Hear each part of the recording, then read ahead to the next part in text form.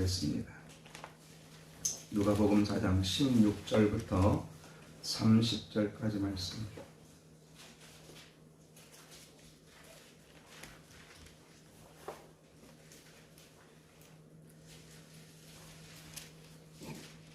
누가복음 4장 16절부터 30절까지 말씀 한 절씩 교독합니다. 예수께서 그 자라나신 곳 나사렛에 이르사 안식일에 늘 하시던 대로 회당에 들어가사 성경을 읽으려고 서심해 선지자 이사야의 글을 읽으노니 책을 펴서 이렇게 기록된 글을 찾으시니 곧 주의 성령이 내게 임하셨으니 이는 가난한 자에게 복음을 전하게 하시려고 내게 기름을 부으시고 나를 보내사 포로된 자에게 자유를 눈먼 자에게 다시 보게 함을 전파하며 눌린 자를 자유롭게 하고 주의 은혜를 전파하게 하였더라. 책을 덮어 그 맡은 자에게 주시고 앉으시니 회당에 있는 자들이 다 주목하여 보더라. 이에 예수께서 그들에게 말씀하시되 이 의문을 너희 귀에 응하였느니라 하시니 그들이 다 그를 증언하고 그 입으로 나오는 바 은혜로운 말을 놀랍게 여겨 이르되 이 사람이 요셉의 아들이 아니냐. 예수께서 그들에게 이르시되 너희가 반드시 이사야 너 자신을 묵시하는 속담을 인용하여 내게 말하기를 우리가 들은 바 가버나움에서 행하기를 내 고향 여기서도 행하라 하리라. 또 이르시되 내가 진실로 너희에게 이르노니 선지자가 고향에서는 환영을 받는 자가 없느니라. 내가 참으로 너희에게 이르노니 엘리야 시대에 하늘이 3년 6개월간 갇히어 온 땅에 큰 충격이 일어났을 때에 이스라엘에 많은 과부가 있었으되 엘리야가 그중 한 사람에게도 보내심을 받지 않고 오직 시돈 땅에 있는 사렙다의 한 과부에게 뿐이었으며 또 선지자 엘리사 때에 이스라엘에 많은 나병 자가 있었으되 그 중에 한 사람도 깨끗함을 얻지 못하고 오직 수리아 사람 나만 뿐이었느니라. 회당에 있는 자들이 이것을 듣고 다 크게 화가 나서 일어나 동네 밖으로 쫓아내어 그 동네가 건설된 산 남떨어지까지 끌고 가서 밀쳐 떨어뜨리고자 하되 다같이 예수께서 그들 가운데로 지나서 가시니라. 아멘. 베들레헴에서 태어나신 예수님은 헤롯 왕의 박해를 피해 애굽으로 가셨다가 헤롯 왕이 죽은 후에 나사렛으로 돌아와서 사셨습니다. 그래서 나사렛 예수로 불려졌습니다. 예수님은 그 나사렛에서 30년을 사시다가 요단강에서 세례를 받으신 후에 갈릴리로 돌아와 본격적인 공생의 사역을 시작합니다. 오늘 본문은 예수님이 고향 나사렛 회당에서 가르치시는 장면을 기록하고 있습니다. 회당에 들어가신 예수님은 18절에서 보는 것처럼 이사야 61장 12절 말씀을 읽으십니다. 그리고 22절에서 이 글이 너희 귀에 응하였다 이렇게 말씀을 합니다. 무엇입니까? 참된 자유와 회복을 위해 온 메시아라는 겁니다. 예수님은 구약에서 예언되었던 메시아이십니다. 죄의 포로가 되어 영원한 멸망을 향해 가던 우리에게 참된 자유를 주기 위해 오신 구원자이십니다. 22절을 보면 예수님의 말씀을 들은 사람들은 이 말을 놀랍게 여기면서도 이 사람이 요셉의 아들이 아니냐 이렇게 이야기를 합니다.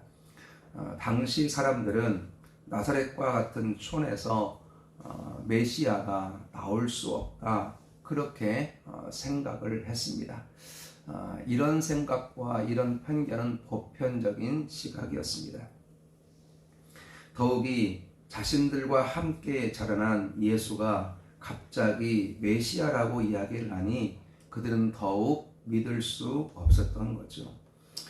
편견이나 선입견을 가지고 있으면 사실을 보지 못하고 과거의 가치관이나 시각으로 사람이나 사건을 평가하게 됩니다. 오늘 나사렛 사람들은 예수에 대한 잘못된 선입견 때문에 예수님을 배척한 것입니다. 그래서 24절을 보면 예수님은 선지자가 고향에서는 환영을 받는 자가 없다, 이렇게 말씀을 하십니다. 나사렛 사람들은 구원받고 하나님의 자녀가 될 수 있는 기회가 같지만 잘못된 편견과 잘못된 선입견으로 그 복을 차버리고 말았던 겁니다. 세상에는 잘못된 편견들이 많이 존재합니다. 대표적인 것으로 눈에 보이지 않으면 존재하지 않는다. 사람들은 이렇게 생각을 하는 겁니다. 하나님이 보이지 않고 천국이 보이지 않으니까 존재하지 않는다. 그것을 믿고 안 믿고는 우리의 선택이다. 이렇게 말하고 이렇게 생각을 합니다.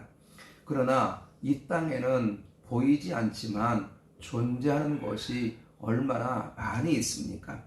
공기가 눈에 보이지 않지만 존재하는 것처럼 소리가 보이지 않지만 존재하고 있습니다. 전파가 눈에 보이지 않지만 존재하고 있습니다. 그래서 우리가 핸드폰을 사용할 수 있는 거고 무전기를 사용할 수 있는 거죠. 사랑도 눈에 보이지 않지만 분명히 존재하고 있다는 겁니다. 마찬가지로 하나님도 예수님도 성령님도 눈에 보이지 않지만 분명히 존재하십니다. 천국도 눈에 보이지 않지만 존재한다는 거죠. 우리가 해야 할 것은 내가 믿는 하나님, 내가 고백하는 예수 그리스도를 확신하면서 믿음으로 이 땅을 살아가는 것입니다.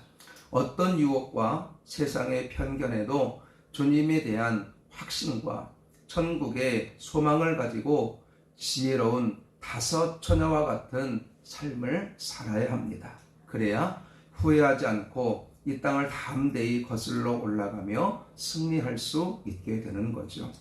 이렇게 나사렛 사람들의 선입견과 편견으로 배척을 하니까 예수님은 25절 이하에서 사렙다 과부와 나아만 창군을 언급합니다. 엘리야 시대에 흉년이 들어서 많은 사람들이 어려움을 당했습니다. 그 가운데 특히 과부들이 많은 어려움을 당하게 되었습니다. 그 시대에 많은 과부가 있었지만 하나님은 엘리야 선지자를 사렙다 과부에게로만 보내십니다. 사르밧과 사렙다는 같은 지명으로서 사르밧을 헬라식 지명으로 하면 사렙다가 되는 겁니다. 사렙다 과부는 마지막 남은 밀가루로 떡을 해먹고 아들과 함께 죽으려고 했습니다. 그런데 엘리야가 찾아와서 그것으로 음식을 만들어서 나에게 달라, 이렇게 이야기를 하는 겁니다. 과부가 자신의 형편을 말한 것은 웬만하면 다른 데 가서 먹으라는 의미입니다. 그러나 엘리야는 가난한 과부에게 음식을 요구하고 있다는 거죠. 과부는 가난한 과부의 것을 빼앗아 먹느냐, 이렇게 생각하며 거부할 수 있습니다. 그러나 이 과부는 그 엘리야의 말에 순종했다는 겁니다. 하나님의 말씀이고 뜻이라고 믿었기 때문입니다. 나아만도 동일합니다. 나아만은 병을 고침받기 위해 엘리사를 찾아옵니다. 그런데 엘리사는 나와 보지도 않고 사원을 통해서 요단강의 몸을 7번 잠그라, 이 말만 하는 겁니다. 나아만은 화를 내면서 돌아가려고 하죠. 이때 그의 종이 병을 고치기 위해서라면 무엇을 못하겠느냐라고 하면서 나아만을 설득합니다. 그래서 나아만은 엘리사의 말에 순종합니다. 그래서 요단강의 몸을 7번 담글 때에 그의 병이 깨끗하게 고침받는 역사가 일어나게 되었다는 거죠. 사렙다 과부나 나아만은 기회를 놓치지 않았습니다. 순종하고 붙들었습니다. 그래서 사렙다 과부는 상황이 나아지게 되었고 나아만은 병을 고침받을 수 있게 되었다는 겁니다. 사랑하는 여러분, 우리는 기회를 놓치지 않아야 됩니다. 어제 말씀드린 것처럼 회개할 기회를 놓치지 않아야 되고 구원받을 기회, 은혜 받을 수 있는 기회를 놓치지 않아야 합니다. 말씀대로 이루어질 것을 믿으면서 순종하는 것이 중요합니다. 그러면 하나님의 약속이 우리의 삶 가운데 놀랍게 이루어지는 역사를 우리가 목도하고 경험하게 된다는 거죠.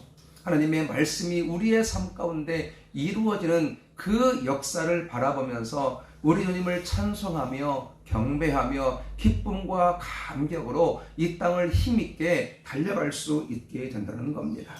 우리에게 내일은 없습니다. 내일은 하나님께 속한 시간입니다. 오직 오늘만이 우리에게 존재하고 내일을 하나님이 허락하시면 또 내일을 살아가는 것입니다.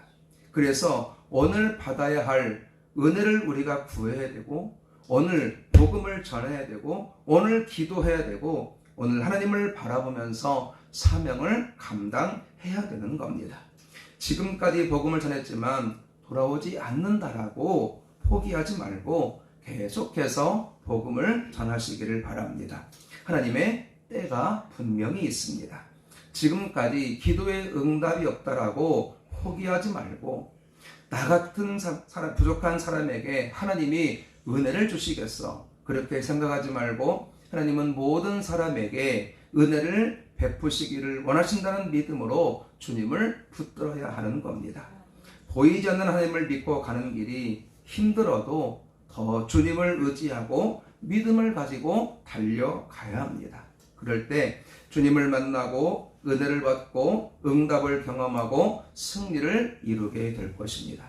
마침내 영원한 나라에 우리 모두가 기쁨으로 감격으로 들어가게 되는 역사를 경험하게 된다는 거죠. 주님을 붙들고 의지함으로 은혜와 응답과 하나님의 역사를 경험하는 우리 모두가 될 수 있기를 주님의 이름으로 간절히 축원합니다. 기도하겠습니다. 살아계신 하나님, 은혜와 사랑을 감사합니다. 오늘도 주의 말씀을 통해 우리를 교훈하시고 오늘 이 한 날 살아갈 믿음의 삶의 자세를 허락하심을 감사를 드립니다. 하나님, 우리가 편견과 선입견을 가지고 주님을 바라보지 않게 하시고 있는 모습 그대로 말씀하신 그대로 우리가 주님을 바라보며 순종하며 그 주님을 따라가는 믿음 허락하여 주옵소서. 하나님, 우리가 기회를 놓치지 않기를 원합니다. 구원받을 수 있는 기회, 복음을 전할 수 있는 기회, 응답받을 수 있는 기회, 은혜 받을 수 있는 기회를 놓치지 않기를 원합니다. 그 기회를 붙잡게 하시고 눈물로 기도하면서 주의 말씀에 순종하며 이 땅을 살아가도록 은혜 베풀어 주옵소서. 그로 인해 주님의 역사를 경험하게 도와주옵시고 임마누엘의 은혜를 확신하면서 힘들고 어려운 세상이지만 그 세상을 정면 돌파하게 하시고 담대히 거슬러 올라가게 하시고 하나님의 승리를 이룰 수 있도록 은혜 베풀어 주옵소서. 오늘 이 새벽에 기도하기를 원합니다. 성령께서도 오셔서 능히 기도하게 하시고 우리 모두가 하나님의 은혜와 응답을 경험하도록 도와주옵소서. 감사하며 거룩하신 예수님의 이름으로 기도하옵나이다. 아멘. 하늘에 계신 우리 아버지여, 이름이 거룩히 여김을 받으시오며 나라의 임하옵시며 뜻이 하늘에서 이룬 것 같이 땅에서도 이루어지이다.